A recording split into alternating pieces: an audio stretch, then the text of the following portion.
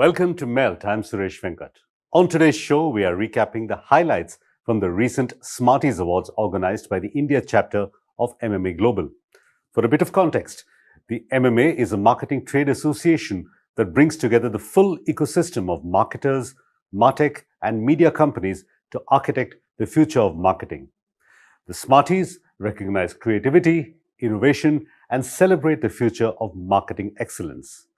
Let's first recap the winners of the industry awards. Hindustan Unilever Limited's Sunlight won the most resilient brand of the year. Amazon Ads was honored as the publisher of the year. Cadbury Celebrations emerged as the brand of the year. Rephrase.ai and Baffle won enabling technology companies of the year. Ogilvy India emerged as the creative agency of the year, while Wavemaker took home the honor of media agency of the year.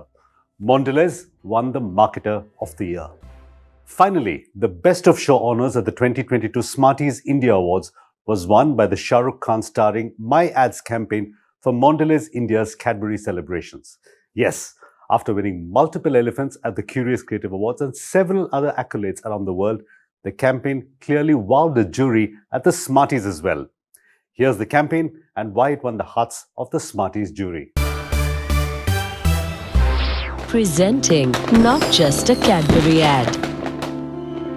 This Diwali, we helped hundreds of small businesses by making India's biggest brand ambassador be their brand ambassador.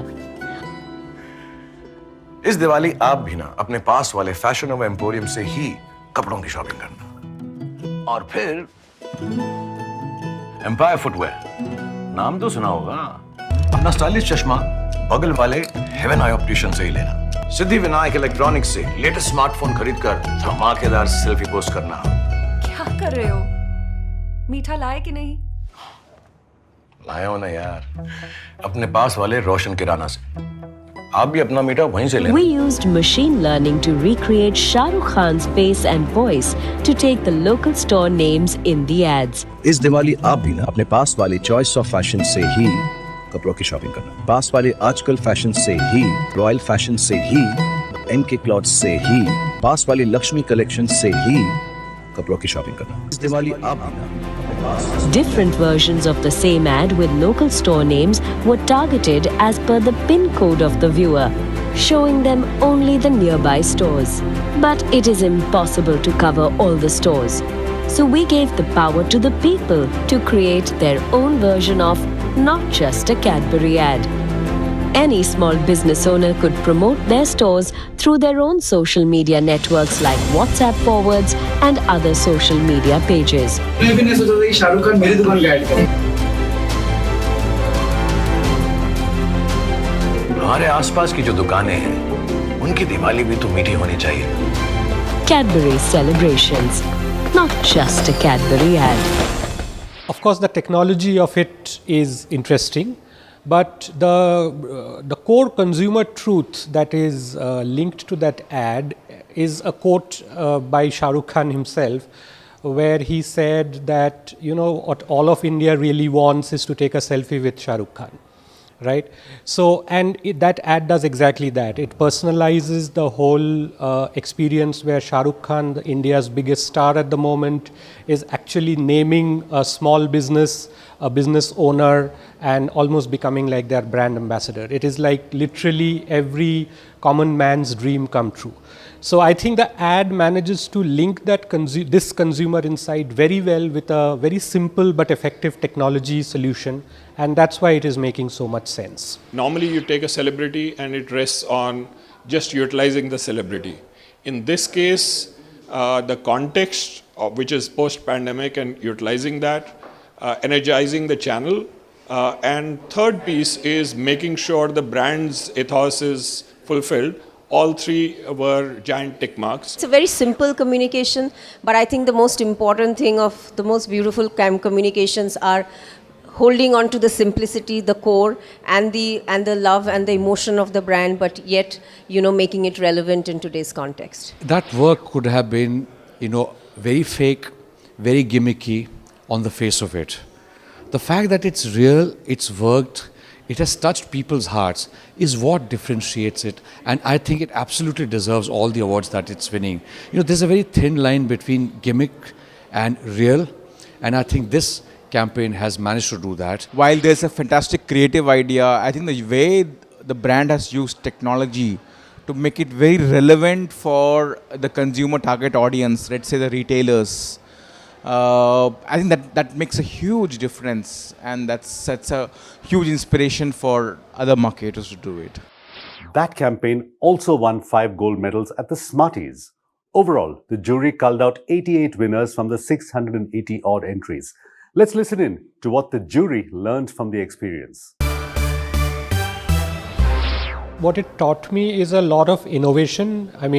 Currently the entire marketing landscape, the technology landscape is changing rapidly. Earlier it used to change over a long period of time. Now it is changing almost on a monthly basis. For a brand like Bajaj Auto, we have a fairly high legacy and brand strength. At the same time, we are reaching out to new customers, completely new audiences. So therefore, it is always important for us to innovate and look at the consumer and the marketing landscape afresh. So what these Smarties did for me is to reevaluate some of the stuff that we are doing. Metaverse and NFTs, we saw a very good set of entries, very inspirational set of entries. It's a new emerging space. Marketeers are grappling with it. But it's a space to do some innovations and make a difference. And as a marketer, I think that it also brings out the fact that how today consumers have evolved and how brands are trying to resonate with the consumers of today, rather than, it's not creating an inspiration or an aspiration around a brand, but it's also how brands are trying to make it very real and a purposeful reason for them to exist. Normally, you see digital with bottom of the funnel kind of work, and this time we had a lot of work which was brand building and top of the funnel, which genuinely enhanced the brand's stature and equity. So a lot of work that we do today is based on our gut instinct, which is a combination of the knowledge that we've learned over the years and how we know our category behaves and our customers behave. Now added to that, what I've learned from here and what I'm telling my team is, look at data, because data opens up a completely new world. So, our gut instinct plus data gives real world insights, which really helps. And that is what I'm asking my team to do now. This year, the Smarties also introduced an award to recognize diversity and inclusion. Top honors of the Gold Award was won by Google India and Lolintas for the hashtag Search for Change or Bolne Se Sab Hoga campaign. Let's have a look. With many organizations, laws and guidelines being set up to protect our rights, we women in India are as empowered as any in the world. But all of that is only on paper. जो उनके अधिकार हैं, उसके बारे में भी उन्हें नहीं पता है. Why don't we just Google our rights, right? Well, it's complicated. Google search की ताकत उन लोगों के लिए है जो अंग्रेजी लिख पढ़ सकते हैं, यानी 10% जनसंख्या. इसमें आप शिक्षा का जेंडर डिस्क्रिमिनेशन भी जोड़ लीजिए. Google has all this empowering information that's hard to access for Hindi-speaking women in India. This goes against the very vision of Google. Voice is a natural fit for the Hindi-speaking user because it helps them bypass the barrier of typing and formulating queries.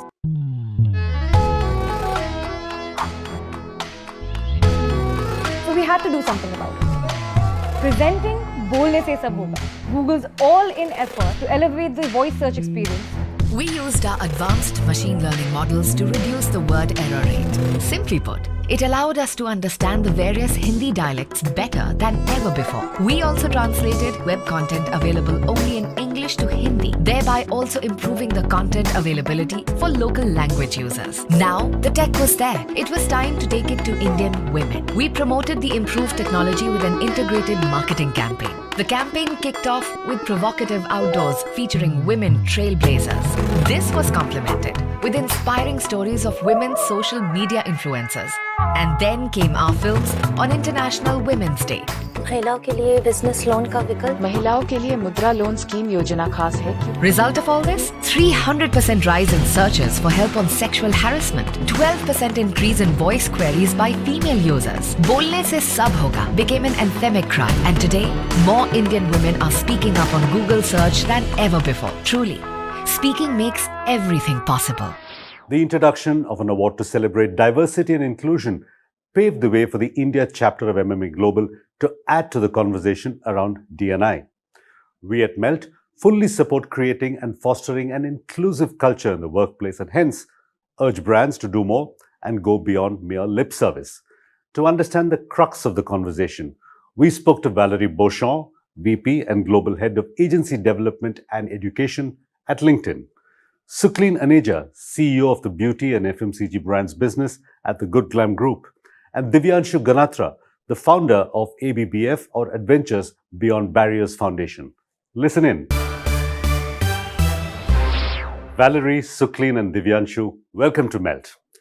Valerie, why is there a need to recognize and award D&I at industry awards such as the Smarties? One of the things that is pretty amazing about the impact of marketing and advertising is that it helps people sort of see the world as it should be rather than how it is. And so the chance for people to tell interesting, new and different stories with representative characters has a massive impact on how society believes the world can be.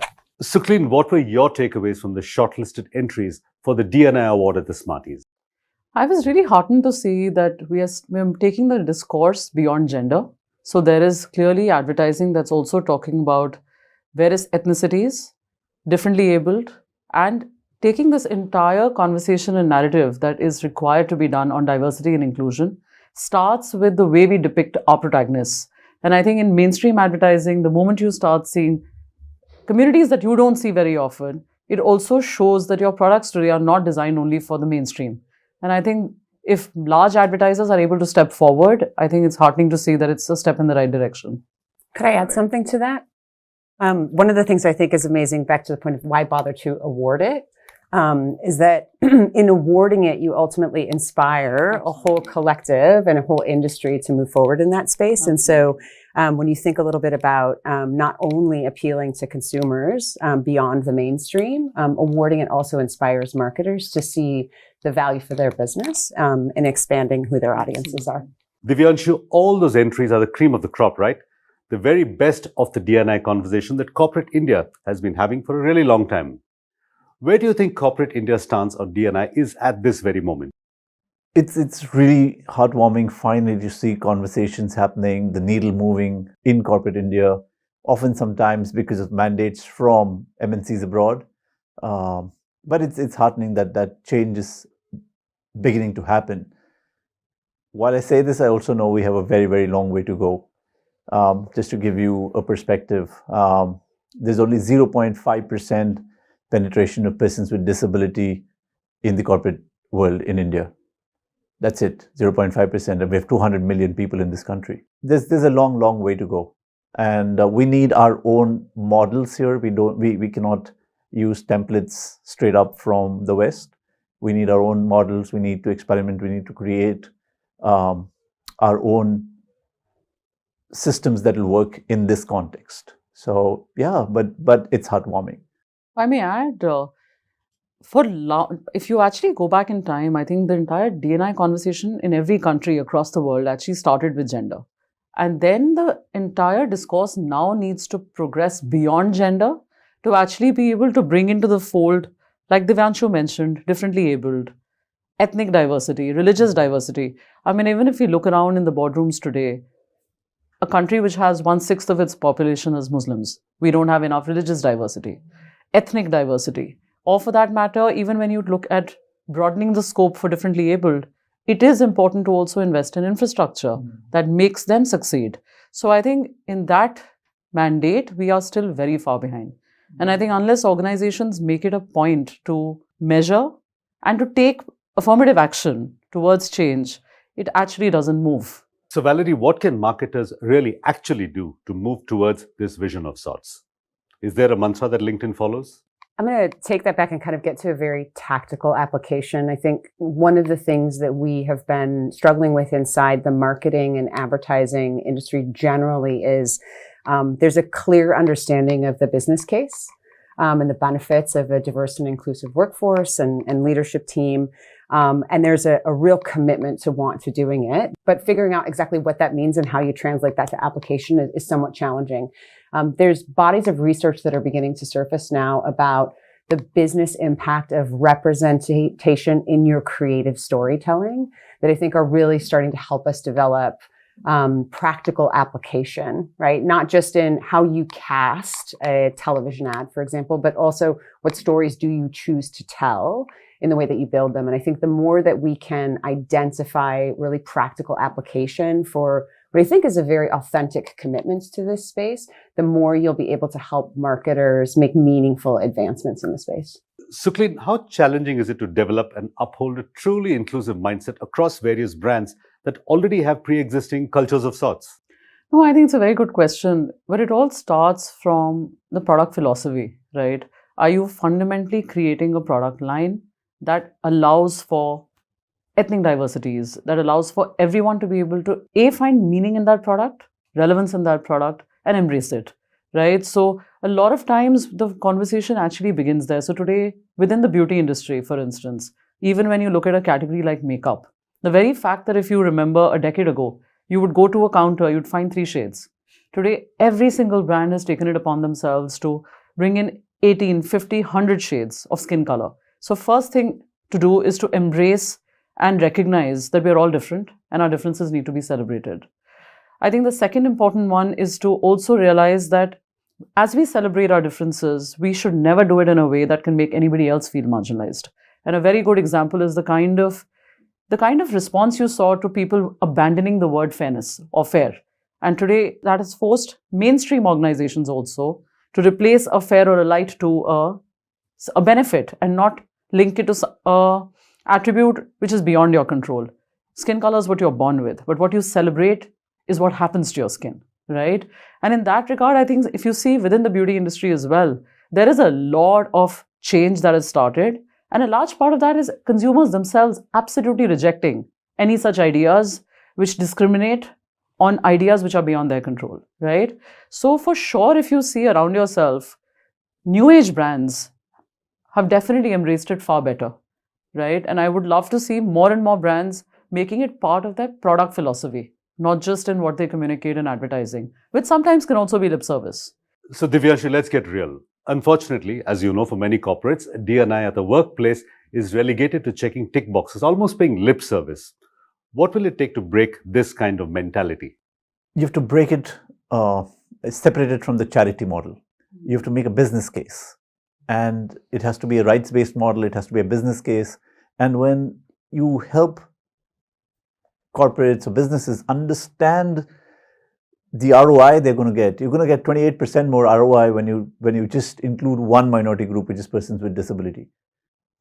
That's when they start listening.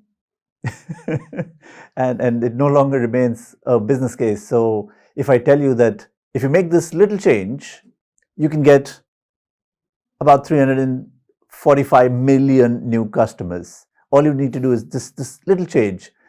Aren't you sitting up and listening? If you make this change, you have 1.3 billion customers around the world that are completely new and untapped. And if you aren't listening, check your pulse. and I really believe that there's a huge business case. That I never made a case for charity. There's a huge business case. This is a talent pool. This is a consumer pool, a huge consumer pool that has been completely neglected. And that's where the markets are right now. And they have the potential, they have the power to, the income and the power to actually be your customers. But nobody's ever thought of them as customers. I'm very glad you say this, because even when you look at the entire gender debate when it started, it began with initially a lot of lip service, right? Until a lot of noise started getting created. And then, of course, you had many empirical studies that were shared worldwide, which showed organizations which had senior leadership and at least at a gender level, enough representation of both men and women, they outperformed the others by a significant mile. I completely agree with you. The moment you actually put empirical data around, you look at the underserved audiences, or for that matter, what representation and diversity brings to your organization in the kind of businesses that you build, I think it makes a lot of difference and brings in a lot of force behind the activity without it just being a agenda item that you're serving. Valerie, being a tech company, does LinkedIn have a code or an algorithm that helps the platform achieve its vision of improving D&I within the platform itself? Sure. We're fortunate that our core vision as a company, actually inherent in that, is a commitment to diversity, to equity and inclusion. I mean, our vision is to create economic opportunity for every member of the global workforce. And within our marketing solutions business, we talk about unlocking economic opportunity for every organization worldwide. The use of the word every is very intentional. And what that means, though, is every time we begin to think about a product, a feature, a solution, an offering that we might bring to our members or bring to our customers, we're ruthlessly committed to the idea of an equitable outcome. And a great example of that is there's a massive opportunity to think about moving the global economy towards skills-based hiring. So removing some of those things that that segment people or reduce people's access to opportunity, where you live, where you went to school, who you know, where you've worked before that. But once you move to skills-based hiring, you have to ensure that every participant in that ecosystem is equally comfortable declaring and badging their skills. And we've seen in a lot of countries that women, or in the case of the US, people of color, do not declare their skills as overtly. And so if we went and built products and solutions and services around skills-based hiring without acknowledging that the system underneath it is broken, we are getting to an inequitable outcome, and that's just not acceptable. And so that is really the lens through which we look at everything that we do across the totality of the LinkedIn business. And we're fortunate that we're guided by our vision. So Sukhleen, is improving D&I a mandate for HR? Is it a mandate for the CMO? Or does it simply not matter whose mandate it is? I completely believe it's an organization's mandate, because it's not just in the hiring, it's in the depiction of your products that you create, the advertising that you create, or in the way you even run the business, right? Unless the entire organization embraces it as an important mandate, it never percolates to real change. So different departments, of course, will have varying degrees of responsibility. Like for HR, it'll be absolutely a mandate not just to hire, but also to ensure that the inclusion agenda is really delivered well. How you make people feel, because eventually people thrive when they feel good. So it's important that once you bring the talent in, how do you help them retain? How do you help them grow fast enough that you're creating a lot of heroes within the organization? Because it's about making a sustainable change. That can only happen when retention strategies are sharp, you see growth for the talent, the talent feels valued, and then you at least inspire many others to follow suit. So clearly that agenda is very sharply defined for HR. Perhaps for a marketer, in the products and the depiction of characters that they do, they have a responsibility to not further propagate stereotypes. But I would say even for the larger organization, as business leaders, every functional leader has that responsibility on his shoulder when he looks at his own team. Is my team really inclusive? Am I making it easier for others to thrive? And that's where I think change starts, because retention is for every function. And that responsibility is for every manager and leader within the organization. So that sensitivity that you have to build is a muscle that has to be built through the DNA of the organization. All right, let's give the last word to Divyanshu. Divyanshu, anything you'd like to add? I'm really happy to hear this conversation. I'm really happy people in the industry who are shaping our futures are thinking in this line, are we really moving that direction? There's hope. I see a lot of hope. I see a lot of change. That's really heartwarming. All right, Valerie, Sukhleen, and Divyanshu, thank you for your time. The pleasure's all ours. Thank you. And that's a wrap on this episode. You can follow Melt on social media. The handle is Ready to Melt, or simply log on to readytomelt.com. If you'd like to follow me, I'm @Suvenk on Twitter. Till next week, goodbye and thanks for watching.